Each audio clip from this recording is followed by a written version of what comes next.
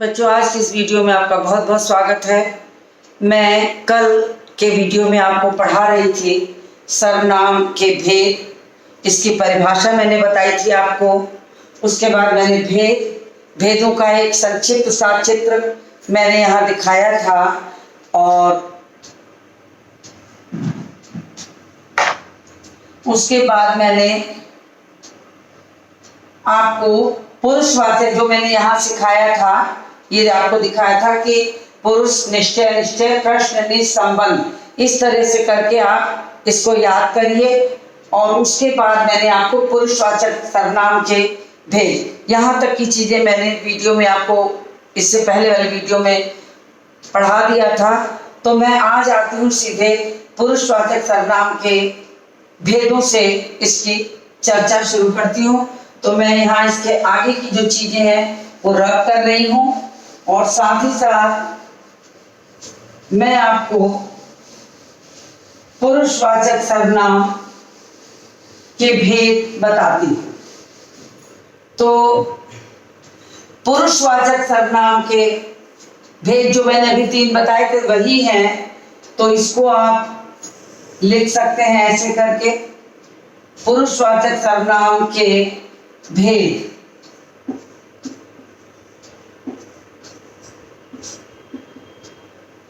पहला हो गया उत्तम पुरुष, दूसरा हो गया मध्यम पुरुष और तीसरा हो गया अन्य पुरुष। अब अगर इसकी परिभाषा की बात करें आपसे, तो मुझे उम्मीद है कि आप परिभाषा भी इसकी जो है वो बहुत अच्छे से समझ सकते हैं, क्योंकि मैंने बता ही दिया कि ये वक्ता के लिए है, ये श्रोता के लिए है और ये अन्य के लिए है। तो इसकी परिभाषा भी बिल्कुल ऐसे ही होगी। वक्ता कौन होता है? मैं और हम। श्रोता कौन होता है? तुम और आप। और अन्य वह, वे, उन्हें वगैरह। तो इस तरीके से अब इसके ये 3 भेद हो गए।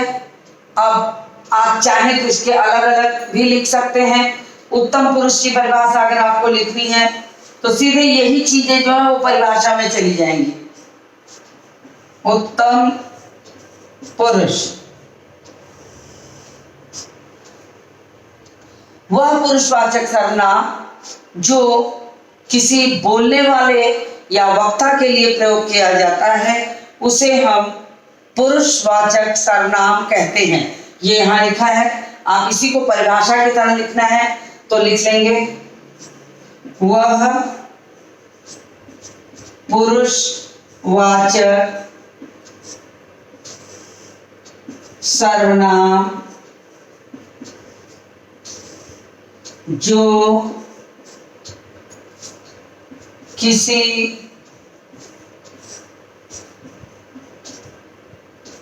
बोलने वाले के लिए या वक्ता के लिए प्रयोग किया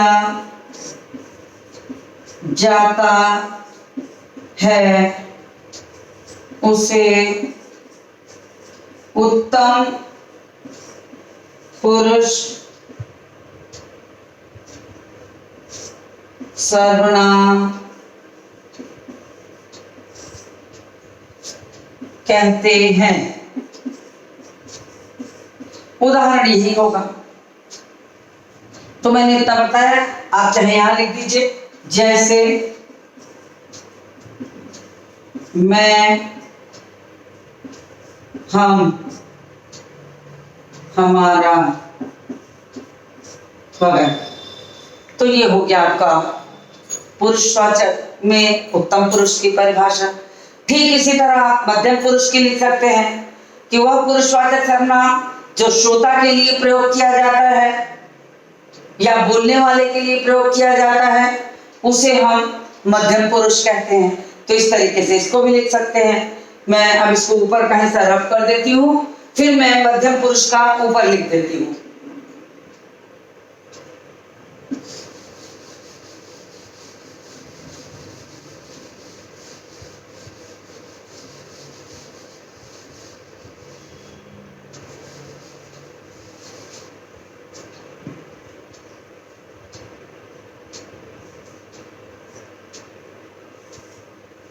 अब मध्यम पुरुष के लिए परिभाषा लिखनी है तो हम क्या लिखेंगे?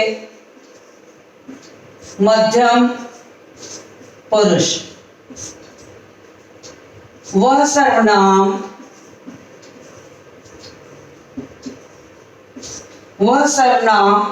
जो श्रोता या सुनने वाले के लिए प्रयोग किया जाता है उसे मध्यम पुरुष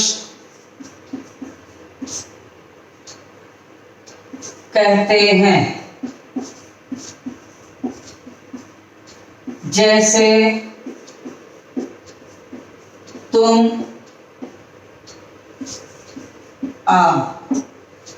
हो गई परिभाषा। चाहे आप यहाँ इस तरह समझ लीजिए और चाहे आप इसको यहाँ शब्दों के रूप में लिखते जाइए। तो इसकी परिभाषा आपको जब इतना आपको समझ में आ जाएगा तो बहुत आसानी से आप यहाँ परिभाषा को समझ सकते हैं या लिख सकते हैं। तो इतनी बात आपको समझ में आ गई होगी। तो मैं नीचे के हिस्से को रब कर रही हूँ ताकि आपको ऊपर का मैंने तुरंत इसलिए रब नहीं किया कि आप उसे उतार लें तब तक। अब आपका बचा अन्य पुरुष।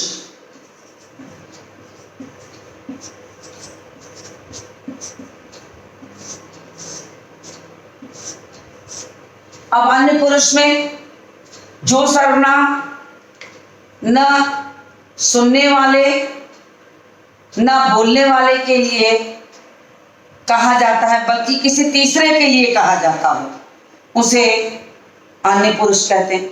यानी बोलने वाला सुनने वाले से किसी तीसरे के लिए जब कहने लगता है तो उसे हम अन्य पुरुष कहते हैं। तो जो सर्वनाम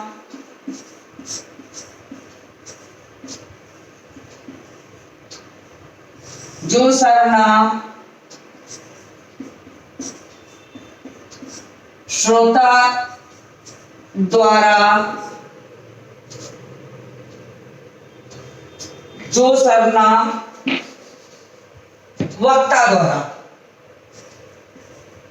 वक्ता द्वारा श्रोता से किसी अन्य के लिए प्रयोग किया जाए उसे अन्य पुरुष कहते हैं। जैसे वह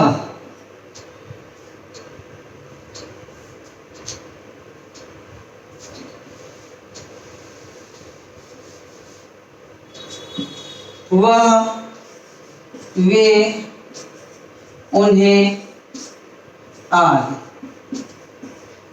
तो ये हो गया आपका पुरुषवाचक सर्वनाम के भेदों को मैंने आपको समझा दिया और फिर मैंने उसको उसकी परिभाषा लिख करके भी आपको बता दी। तो ये पुरुषवाचक की परिभाषा, उसके भेद, उसके उदाहरण, ये तीनों चीज आपका यहाँ पूरा हो गया। अब मैं बढ़ूंगी दूसरे सर्वनाम निश्चयवाचक सर्वनाम के लिए। तो निश्चयवाचक सर्वनाम जो है वो क्या कहते हैं? निश्चयवाचक सर्वनाम वह सर्वनाम है जो किसी निश्चित व्यक्ति या वस्तु की बात करता हो, जो किसी निश्चित, जिन सर्वनाम का प्रयोग हम किसी निश्चित व्यक्ति या वस्तु के लिए करते हो उसे हम निश्चयवाचक सर्वनाम कहते हैं। तो मैं इसको यहाँ से रब कर रही हूँ क्योंकि यहाँ नीचे हो जाएगा तो आपको देखने में दिक्कत होगी। तो मुझे उम्मीद है कि आप यहाँ तक देख सकते हैं अच्छे से। तो मैं यहाँ तक लिख देती हूँ, यहाँ तक लिख दे रही हूँ, फिर आप। दूसरा है निश्चयवाचक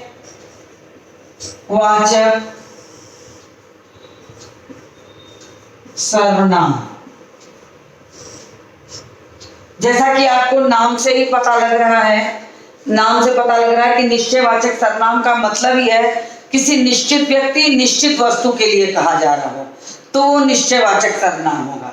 तो आप इसकी परिभाषा इसी तरह समझ लीजिए कि जो सर्वनाम किसी निश्चित व्यक्ति, किसी निश्चित वस्तु की बात करता हो उसे हम निश्चयवाचक सर्वनाम कहते हैं।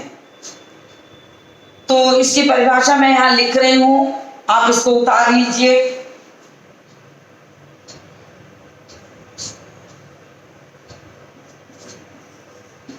जिस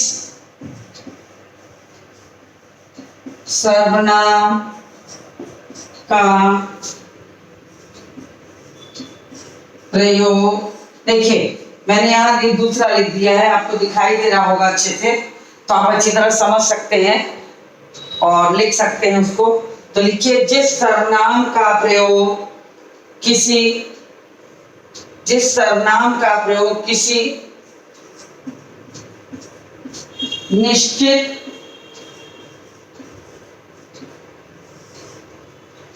व्यक्ति या वस्तु के लिए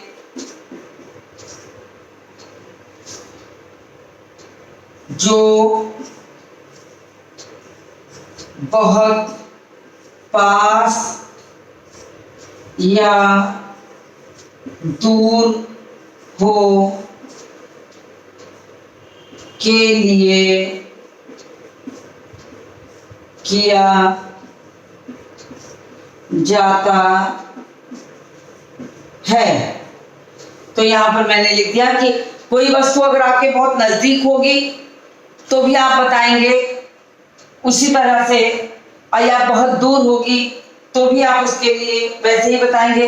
मुझे उम्मीद है इतना आपको दिख रहा होगा, इसलिए मैं उदाहरण अब इसका ऊपर लिखूंगी। तो मैं ये मध्यम पुरुष वाला जो है वो रब कर दे रही हूं ताकि आपको अच्छी तरह समझ में आ जाए।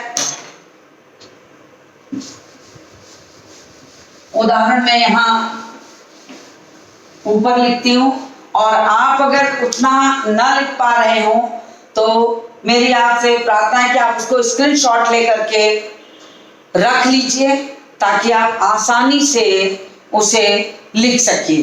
तो मैं उम्मीद करती हूँ कि आपको वो अच्छी तरह समझ में आ रहा होगा, आपको किसी तरह की कठिनाई नहीं हो रही होगी। तो कोई दिक्कत हो तो आप मुझसे बाद में पूछ सकते हैं। तो मैंने यहाँ लिखा कि जिस सर्वनाम का प्रयोग किसी निश्चित व्यक्ति या वस्तु के लिए किया जाता है उसको, या कोई वस्तु बहुत पास या नजदीक हो तो हम उसी के लिए प्रयोग करते हैं क्या? निश्चित, निश्चयवाचक सर्वनाम। तो निश्चयवाचक सर्वनाम का अब मैं उदाहरण लिखती हूं। यह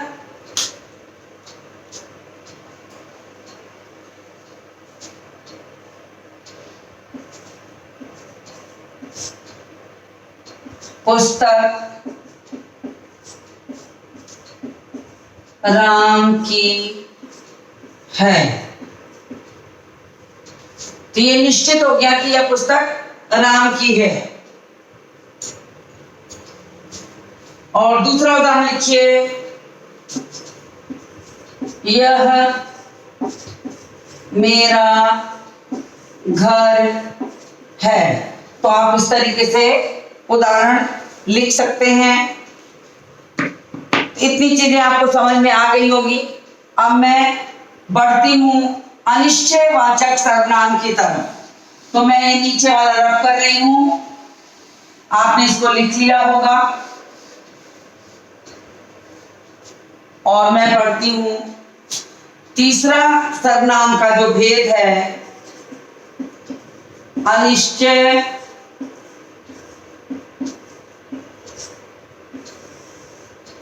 वाचक सर्वनाम। अभी तक मैंने बच्चों आपको पुरुषवाचक सर्वनाम, निश्चयवाचक सर्वनाम, अनिश्चयवाचक सर्वनाम और साथ ही साथ पुरुषवाचक सर्वनाम का भेद भी मैंने आपको लिखवा दिया है। तो अब मैं बढ़ती हूं अनिश्चयवाचक सर्वनाम। अब जैसे निश्चयवाचक सर्वनाम में था कि वह सर्वनाम जो किसी निश्चित व्यक्ति के लिए प्रयोग किया जाता हो उसे निश्चयवाचक करते हैं, ठीक उसका उल्टा यहाँ पर होगा कि वह सर्वनाम जो किसी निश्चित व्यक्ति या वस्तु का बोध न कराता हो उसे अनिश्चयवाचक सर्वनाम कहते हैं। तो आप बहुत अच्छी तरह से यहाँ लिख सकते हैं, जिन सर्वनामों का प्रयोग किसी निश्चित व्यक्ति का बोध न हो। मैं यहाँ लिख देती हूँ ताकि आपको आसानी से समझ में आ जाए। जिन सर्वनामों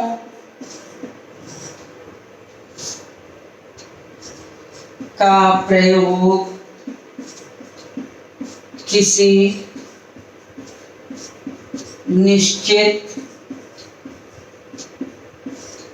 व्यक्ति या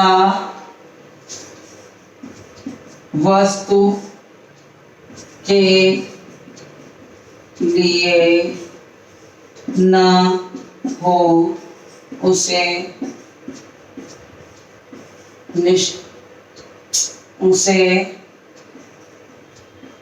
अनिश्चय वाचक सर्वनाम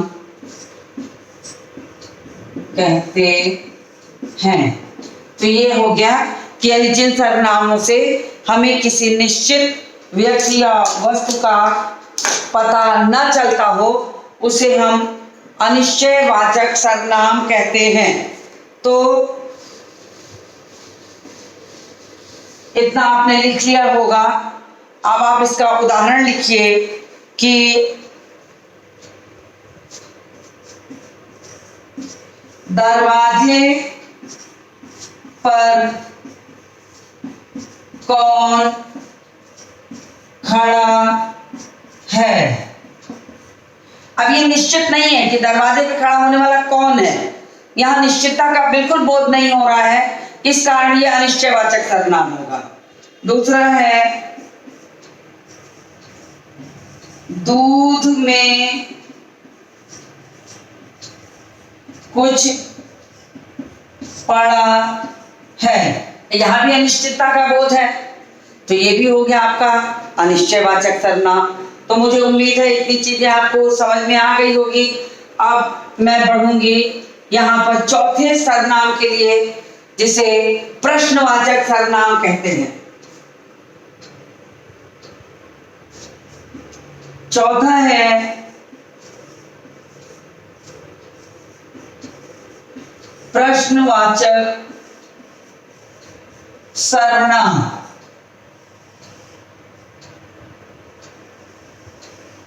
अब जिस सर्वनाम का प्रयोग हम प्रश्न पूछने के लिए करते हो उसे हम कहते हैं प्रश्नवाचक सर्वनाम। तो मैं यहां परिभाषा लिख रही हूं, जिस सर्वनाम का, मैं थोड़ा हट जाती हूं ताकि आपको दिखाई पड़े, जिस सर्वनाम का प्रयोग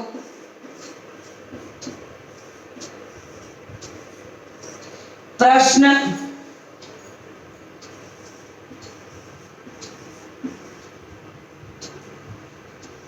पूछने के लिए किया जाता है उसे प्रश्नवाचक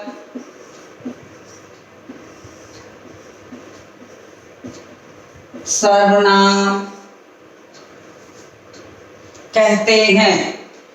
मुझे ये ऊपर का रब करना पड़ेगा, अगर आपने स्क्रीनशॉट न लिया हो तो ले लीजिए, मैं 1 मिनट रुककर आपका इंतजार कर लेती हूं ताकि आपको कोई कठिनाई ना हो।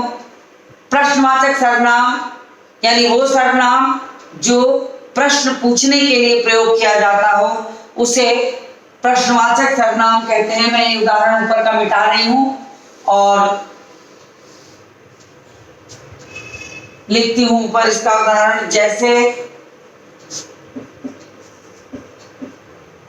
आपका क्या नाम है। तो इसमें एक प्रश्न पूछा जा रहा है कि आपका क्या नाम है और तुम्हें किसने बुलाया है। तो ये उदाहरण हो गए आपके प्रश्नवाचक सर्वनाम के। तो इतनी चीजें मैंने आपको समझा दी। अब मैं बढ़ती हूं निजवाचक सर्वनाम की तरफ। मैं इसको रब कर रही हूं, मुझे उम्मीद है कि आपने इसे उतार लिया होगा। और मैं अब बढ़ती हूं अगले सर्वनाम की तरफ।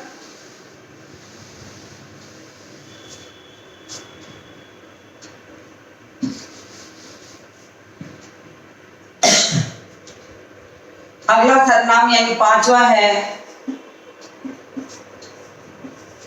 निजवाचक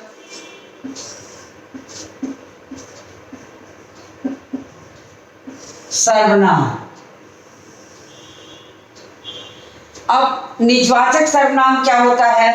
निजवाचक सर्वनाम है जिस सर्वनाम का प्रयोग स्वयं के लिए किया गया हो। जिस सर्वनाम का प्रयोग स्वयं के लिए किया गया हो उसे हम निजवाचक सर्वनाम कहते हैं। तो मैं इसकी परिभाषा बोर्ड पर लिखने जा रही हूं, आप इसको उतार लीजिए।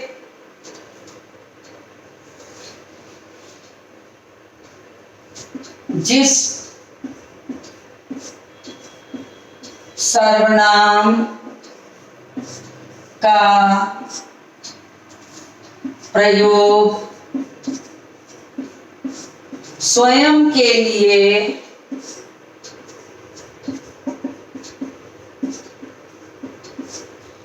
किया गया हो उसे निजवाचक सर्वनाम कहते हैं। जैसे मैं अपना काम स्वयं कर लूंगा। दूसरा, मैं खुद चला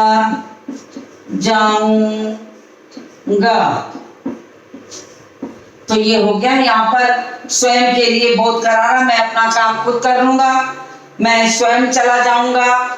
तो इस तरीके से यहाँ पर जो है वो निजवाचक सर्वनाम का बोध हो रहा है। इतनी बात आपने समझ ली होगी।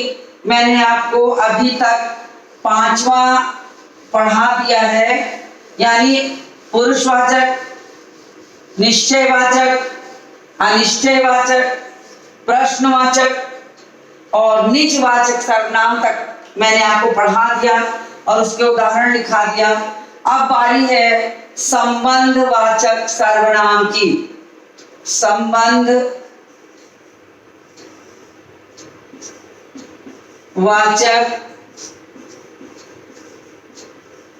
सर्वनाम, आप हेडिंग दे लीजिए। ये आपका सर्वनाम का छठा भेद है। छठे भेद में मैं आपको बताती हूं कि जिस सर्वनाम का प्रयोग जो होता है संबंध सूचना देता हो, जिस सर्वनाम शब्द या जो सर्वनाम शब्द किसी अन्य उपवाक्य में प्रयुक्त संज्ञा या सर्वनाम से संबंध बताते हो, जो सर्वनाम किसी अन्य उपवाक्य में प्रयुक्त संज्ञा या सर्वनाम से संबंध बताते हो, उसे संबंधवाचक सर्वनाम कहते हैं। तो जो सर्वनाम, यहां मैं लिख देती हूं, आप इसको अच्छी तरह से लिख लीजिए। जो सर्वनाम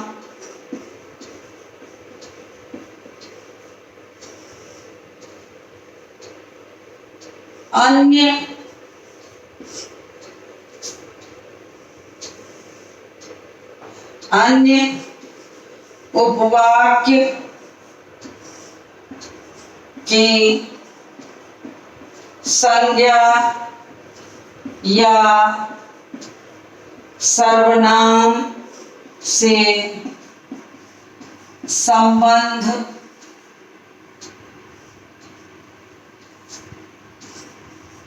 बताते हो, उसे संबंधवाचक सर्वनाम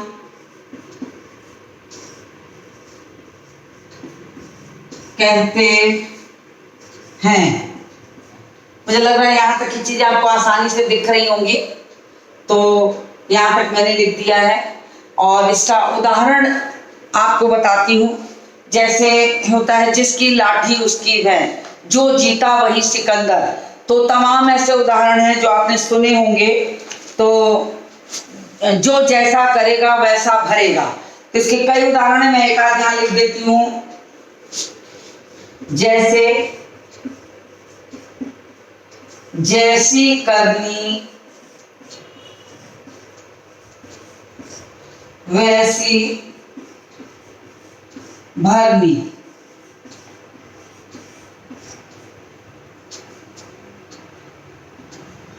यहां तक की चीजें आपको दिख रही होंगी। तो मैंने एक उदाहरण यहां लिखा है। दूसरा उदाहरण लिखिए, जिसकी लाठी उसकी भैंस।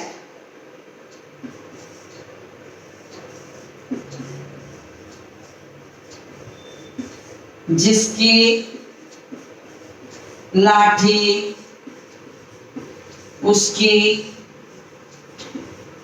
भैंस।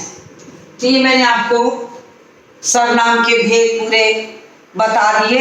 आपको उम्मीद है कितना सब कुछ समझ में आ गया होगा, इसमें और कोई कठिनाई नहीं है। आपको मैंने आपको सर्वनाम की परिभाषा बताई, उसके बाद मैंने आपको सर्वनाम के भेद बताए, और तो और मैंने आपको आसानी तरीके से सर्वनाम के भेद को याद करने का तरीका बताया था। उसके बाद मैंने पुरुषवाचक की परिभाषा इसके पहले वाले वीडियो में थी, और पुरुषवाचक के बाद की सारे सर्वनामों की भेद और परिभाषा उदाहरण सहित इसमें है। तो मैं उम्मीद करती हूँ कि इतना आपको अच्छी तरह से समझ में आ गया होगा। फिर आपके व्याकरण की पुस्तक में कुछ एक्सरसाइज वगैरह अभ्यास कार्य दिए होंगे, आप उनको अपनी कॉपी में देख के करिएगा।